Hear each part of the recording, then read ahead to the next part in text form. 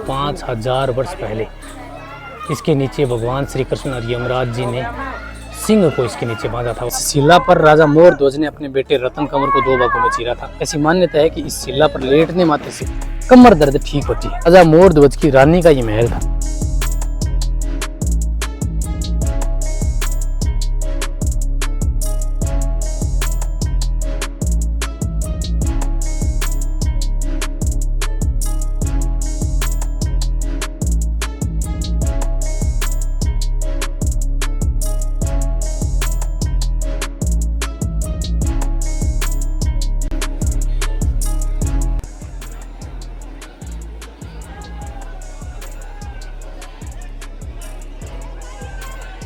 राधे राधे, जय श्री कृष्णा दोस्तों। मैं डीपी पारिक आप सभी का एक बार फिर से स्वागत करता हूं। आज मैं आ गया हूं राजस्थान के करौली जिले के गढ़मोरा गांव में।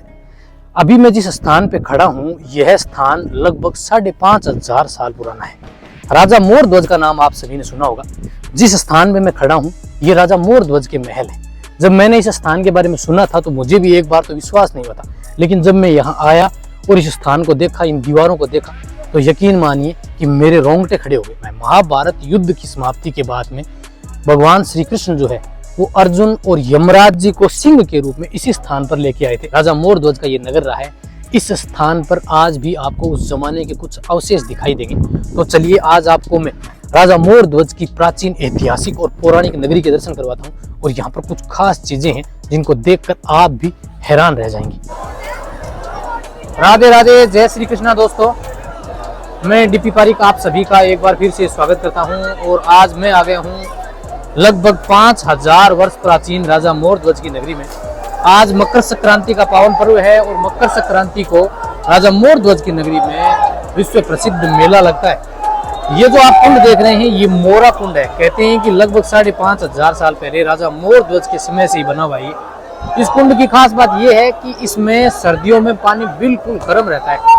अभी जनवरी का महीना चल रहा है। टेम्परेचर की बात करूं तो लगभग 3 डिग्री सेंटीग्रेड है, लेकिन ये जो पानी है ना, इसका टेम्परेचर 20 डिग्री से अधिक है, यानी पानी बिल्कुल गर्म है। और अभी भी आप देखेंगे ना, जिसमें लोग जो है वो स्नान कर रहे हैं। पहाड़ी देख रहे हैं ना, इस पहाड़ी के ऊपर राजा मोरध्वज की नगरी है। तो वहां तक आपको जो लोग हैं वो दिखाई दे जाएंगे वहां तक, क्योंकि पीछे कुश्ती, दंगल वगैरह कई प्रतियोगिताओं का भी आयोजन होता है। तो उन सभी को मैं आपको दिखाने वाला हूँ। तो चलिए आज आपको राजा मोरध्वज की नगरी के मकर संक्रांति के इस पावन पर्व प्रदर्शन करवाते हैं, और साथ ही यहाँ की पूरी कहानी से मैं आपको परिचित करवाऊंगा। मोरा कुंड के अंदर जैसे ही आप थोड़ा सा आगे आएंगे तो सबसे पहले यहाँ भगवान देवनारायण जी का बहुत ही प्रसिद्ध मंदिर बना हुआ है, और 2 मंजिला मंदिर है। ये बहुत खूबसूरत है। और इस ओर जो है इस पहाड़ी के ऊपर राजा मोरध्वज के महल है, जहाँ दीवारों पर लोग देखिए आप आज कितने दिखे। पहले हम लोग चल रहे हैं देवनारायण जी मंदिर से पीछे की ओर। एक मठ है। किसका मठ है गुरु जी? मठ ही है। एक मठ है, तो वहां आपको दर्शन करवाते हैं। काफी प्राचीन बताते हैं, कहते हैं कि राजा मोरध्वज की जो नगरी है उसी के समय का बना हुआ है। तो सबसे पहले वहां चलते हैं, मैं आपको सामने से दिखाता हूँ कितना खूबसूरत है। बिल्कुल 2 पहाड़ियों के बीच में ये स्थान बना हुआ है। देखिए आप सामने देख रहे हैं, तो ये मंदिर बना हुआ है। देखिए एक यहाँ पे ये मंदिर श्री मकरध्वज जी का है गढ़मोरा, और एक मठ, एक छतरी आप जो है वो बिल्कुल टॉप पे दिखाई देगी, जहाँ बाबा बैठा है। देखिए तो ये ग्वाले जो है वो भेड़ बकरी चरवाने वाले वो यहाँ बैठते हैं। बिल्कुल दोनों पहाड़ियों के बीच में ये स्थान है, बहुत सुंदर। तो अपने चलेंगे ऊपर की ओर, जहाँ है राजा मोरध्वज की नगरी। राजा मोरध्वज की नगरी के दर्शन करने के लिए आपको लगभग 700 से 800 सीढ़ियाँ चढ़ के आनी होंगी। देखिए नीचे मंदिर देख रहे हैं आप, वहाँ से सीढ़ियाँ हैं, और फिर आप ऊपर की ओर जाएंगे ना, तो ये देखिए यहाँ कुछ मंदिर और बने हुए हैं, और इसके पीछे की ओर है। तो अभी लगभग 100 सीढ़ियाँ और चढ़नी है। फिर यहाँ पर कुछ और प्राचीन मंदिर भी हैं, और पीछे की ओर राजा मोरध्वज के प्राचीन महल बने हुए हैं। दोनों ओर जो आप ये पत्थर देख रहे हैं ना, ये उस जमाने के राजा मोरध्वज की नगरी के ही प्रमाण हैं, जो अब बिल्कुल तहस नहस हो गए। देखिए कुछ के स्वरूप आपके महलों से दिखाई देंगे। और अब बिल्कुल इसी मोड़ पे आगे की ओर यहाँ है राजा मोरध्वज के महलों का मुख्य प्रवेश द्वार। कुछ मंदिर वगैरह यहाँ और भी हैं जिनमें आप दर्शन कर सकते हैं। और जैसे मैंने बताया कि मकर संक्रांति को काफ़ी भव्य मेला लगता है, तो यहाँ पर आपको आज जो है वो काफ़ी तादाद में श्रद्धालु भी दिखाई देंगे। ये जो महल देख रहे हैं ना आप, ये सब राजा मोरध्वज की नगरी के ही अवशेष हैं। और अब हम आ गए हैं राजा मोरध्वज के महलों के बिल्कुल सामने। ये राजा मोरध्वज की नगरी का मुख्य प्रवेश द्वार है, जहां उस जमाने में भगवान श्री कृष्ण जो है वो यमराज जी को लेके इसी स्थान से अंदर की ओर गए थे। और बिल्कुल फ्रंट में जो आपको जो खड़े दिखाई दे रहे हैं लोग, वो राजा मोरध्वज की मुख्य महलों के अवशेष हैं।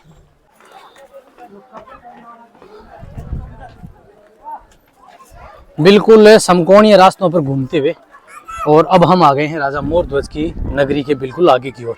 वैसे तो ये पहाड़ी जो है ना 2 से 3 वर्ग किलोमीटर के अंदर फैली हुई है और यहाँ महलों के बहुत सारे प्राचीन अवशेष हैं। लेकिन मुख्य महल की बात करें तो ये वाला है, ये राजा मोरध्वज का महल है। ऊपर जो लोग देख रहे हैं ना आप, उसमें 2 मंजिला ये जो रूम है, इसमें दूसरी मंजिल का वो कमरा है जिसमें राजा मोरध्वज ने अपने इकलौते बेटे रतन कंवर को अपने हाथों से चीरा था। कहते हैं कि भगवान श्री कृष्ण जब अर्जुन को और यमराज जी को सिंह के रूप में लेके आए थे तो इस बरगद के पेड़ के नीचे बांधा था। और एक यहाँ पर चमत्कारी शिला भी है जिसके आपको मैं दर्शन करवाता हूँ।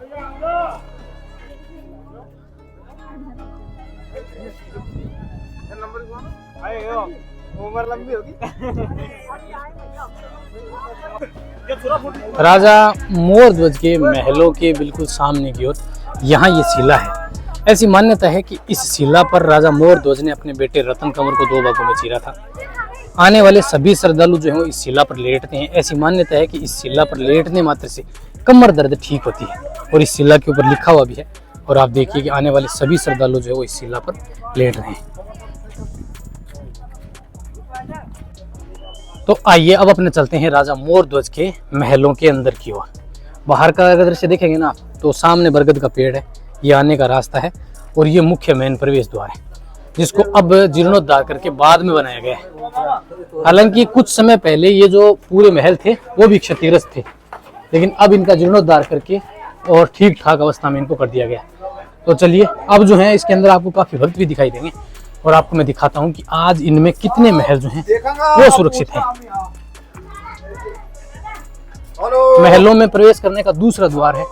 एक महल यहाँ बना हुआ है और यहाँ अंदर की ओर आएंगे तो ये मुख्य महलों की ओर जाने का रास्ता है। और एक कमरा जो है वो इस ओर भी बना हुआ है, छोटा कमरा है, अंधेरा भी है इसमें। ये मुख्य मेन प्रवेश द्वार है। तो यहाँ से अंदर की ओर चलेंगे।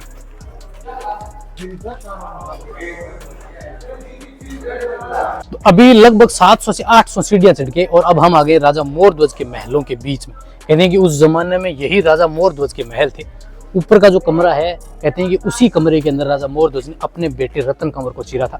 इस महल के अंदर एक जेल बनी हुई है, कुछ कमरे तय खाने में बने हुए जो उसी समय के प्राचीन है। आइए अंदर की ओर उस कमरे में आपको लेके चलता हूँ।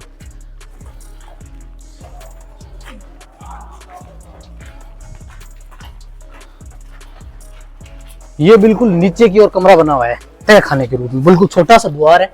और अंदर की ओर आएंगे ना तो अब तो सबसे पहले तो इसके अंदर एक खोपड़ी है। देखिए एक खोपड़ी के दर्शन हुए। आया ये देखो नीचे का रूम है और इसके अंदर भी एक रूम बना हुआ है। यहाँ बिल्कुल इस कमरे के अंदर एक छोटा कमरा बना हुआ है। और अगर आपको दिखाई दे रहा हो ना तो ये कमरा जो है वो लगभग 5 से 5.5 हजार साल पुराना है। इसके ऊपर की दीवारें देख रहे हैं आप, बिल्कुल ईंटों को इंटरलॉकिंग करके ही बनाया गया।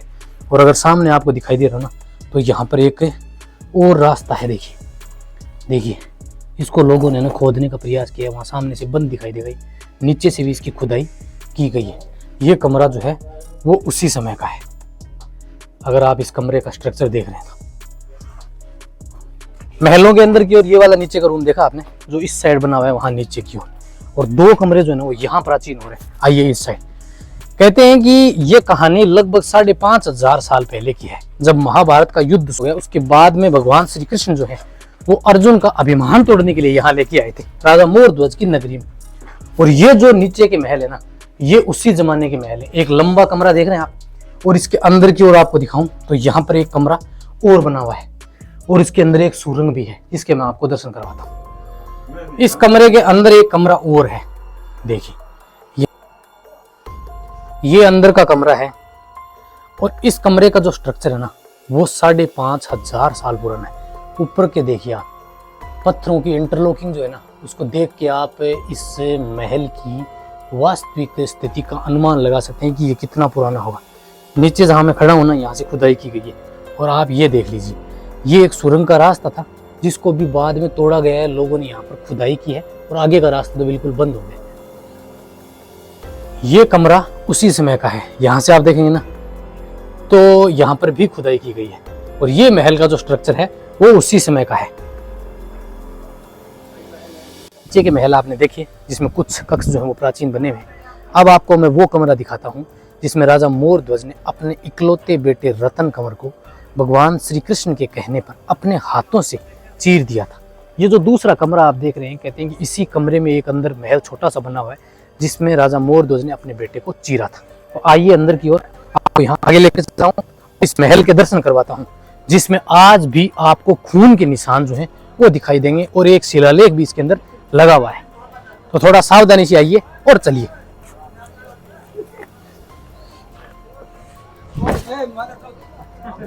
ये कमरा है बिल्कुल नीचे का है, लेकिन कमरा जो है ना वो छोटा सा, वो आज भी बना हुआ है।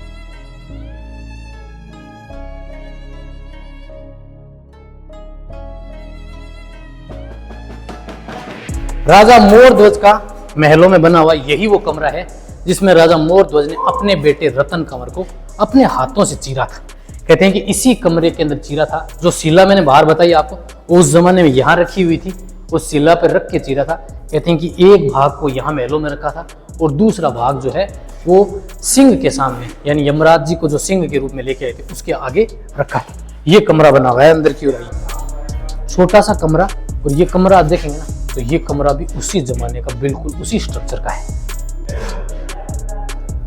देखिए ये कमरा, और ये जो आप रोशनदान देख रहे हैं ना, उस जमाने में इनमें रोशनी जलाने के लिए काम में इनको लिए जाते थे। और ये वो कमरा है जिसमें राजा मोरध्वज ने अपने बेटे को चीरा था। यहाँ उस जमाने में शिला थी। हालांकि इन महलों का अब तो जीर्णोद्धार हो गया है, लेकिन ये जो महल का स्ट्रक्चर है ना, तो ये बिल्कुल वैसा ही है और वही है। ये एक शिलालेख है और इसके ऊपर कुछ लिखा हुआ है। पूरी भाषा जो है ना वो तो समझ में नहीं आ रही कि लिखा क्या है इसके ऊपर, लेकिन आप इसको पढ़ने का प्रयास कीजिए। और ये महल से संबंधित जो शिलालेख है वो यहाँ लगा है। पूरे पहाड़ के ऊपर आप पीछे की ओर देखेंगे ना, ये देखिए ये महलों के अवशेष हैं। इस ओर भी आप महलों के अवशेष देखेंगे। बिल्कुल पास में यहाँ पर ये रानी का महल था, यहाँ से लेके ये रानी का महल वहाँ तक था, लेकिन पूरा महल टूट गया। सिर्फ आगे का जो भाग है ना, जो प्रवेश द्वार, वो सुरक्षित है। और फिर एक बिल्कुल कोने के ऊपर और महल बना हुआ है। देखिए ये महल भी आपको मैं दिखाने वाला हूँ। तो ये आगे का स्ट्रक्चर देखिए, पहले ये आने का रास्ता है और ये आगे का भाग है। देखिए बिल्कुल आगे की ओर भी बहुत सारे मंदिर बने हुए हैं। और ये अब तो सिर्फ राजा मोरध्वज का जो 2 मंजिला महल है ना वही सुरक्षित है, बाकी सारा का सारा टूट गया है। ये अंदर आने का रास्ता देख रहे हैं आप। ये जो महल है ना, ये बिल्कुल अभी कुछ समय पहले बिल्कुल टूटे फूटे से थे। अब इनका जीर्णोद्धार करके इन पत्थरों को दोबारा सेट किया गया। कुछ प्राचीन अवशेष जो हैं वो आप ये पीछे की ओर देख रहे हैं, ये है। ये वाला जो स्ट्रक्चर आप देख रहे हैं ये था रानी का महल, यानी राजा मोरध्वज की रानी का ये महल था। इसमें पीछे के महल तो बिल्कुल टूट गए हैं, तो इसका जीर्णोद्धार भी नहीं हुआ है।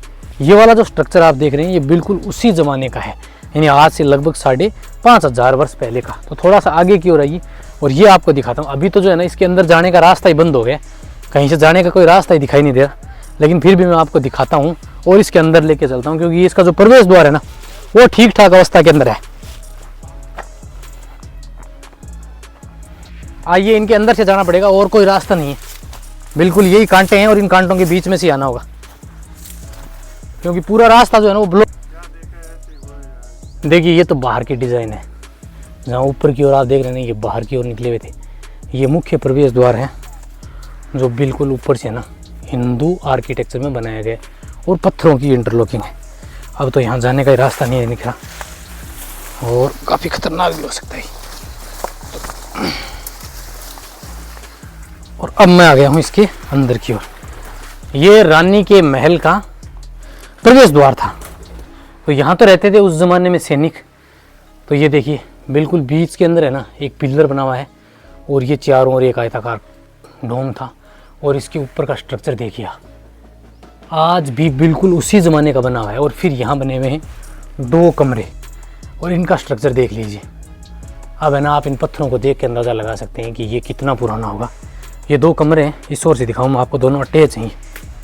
देखिए पूरे बड़े पत्थर जो है ना उनको लेके, और इसकी चौड़ाई देखिए कितनी, लगभग 5 फीट जो है ना इसकी चौड़ाई है दीवार की। ये देखिए ये रूम है जो बिल्कुल जो शेप देखेंगे ना आप, तो बीच में एक डोम दिया गया है और बिल्कुल पत्थरों को ही इंटरलॉकिंग करके इसकी छत बनाई गई है। और ये वाला जो महल है ना, ये भी उसी समय का है पूरा। आप देखिए इसकी डिज़ाइन, ऊपर के जो पत्थर हैं वो बिल्कुल अब हिलने लगे हैं और टूटने लगे। ये जो आप देख रहे हैं, उस ज़माने में यहाँ रोशनी की जाती थी। और इस ओर से आपको दिखाऊं तो ये दूसरा द्वार है और फिर ये इन्हीं महलों से जुड़ा हुआ है। पीछे का देख रहे हैं आप, इससे पीछे की ओर भी महल थे, लेकिन अब वो तो बिल्कुल टूट गए। राजा मोर ध्वज के जो महल हैं, इनकी ये बाहर का प्रवेश है, ये मुख्य महल है। और इस ओर जो रानी का महल है, उसका ये वाला है मुख्य प्रवेश द्वार। देखिए आप, पीछे की ओर वहाँ तक महल थे, लेकिन ये तो टूट गया है। अब आपको मैं दिखाऊं कि इस पूरी पहाड़ी के ऊपर आपको सामने वहाँ भी कुछ अवशेष जो है ना वो दिखाई देंगे। ये देखिए, तो यहाँ पर भी महल थे और कुछ महल आपको बिल्कुल इस पहाड़ी के दूसरे कोने पे दिखाई देंगे, जो बिल्कुल उसी ज़माने के महल हैं। अब यहाँ पर एक मंदिरों की श्रृंखला बनी हुई है, जिसमें आप देखेंगे ना, तो ये देखिए, ये 1 नंबर मंदिर था, इसके बाद में ये दूसरा था, फिर यहाँ पर ये तीसरा मंदिर बना हुआ था, जिसका गुम्बद वगैरह सब टूट गया, थोड़ा सा बचा है। और फिर यहाँ देखेंगे ना आप, तो एक टेम्पल ये बना हुआ है, ये ठीक ठाक पोजीशन में है। और एक बिल्कुल उस पहाड़ी के कोने पे ये बना हुआ है। ये मंदिरों की श्रृंखला थी।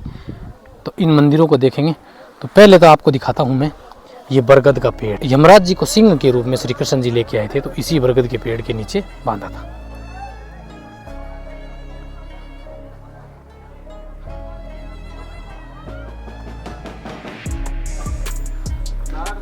ये बरगद का वो पेड़ है, कहते हैं कि यमराज जी को इसी पेड़ के नीचे लाके बांधा था। और इसके ऊपर एक बोर्ड भी लगा हुआ है, काफ़ी प्राचीन है ये पेड़। और यहाँ अगर आप पढ़ पा रहे हो ना, तो 5,500 वर्ष पहले इसके नीचे भगवान श्री कृष्ण और यमराज जी ने सिंह को इसके नीचे बांधा था। और राजा मोर ध्वज की परीक्षा, इस पेड़ के ऊपर कुल्हाड़ी चलाना सख्त मना है। देखिए बरगद की जो जड़ें हैं ना, ये अब नई आ गई हैं। ये बरगद का पेड़ उसी ज़माने का पुराना है, लेकिन कहते हैं कि जैसे जैसे इसकी जड़ें और आई, उससे ये नया पेड़ जो है वो बनता गया।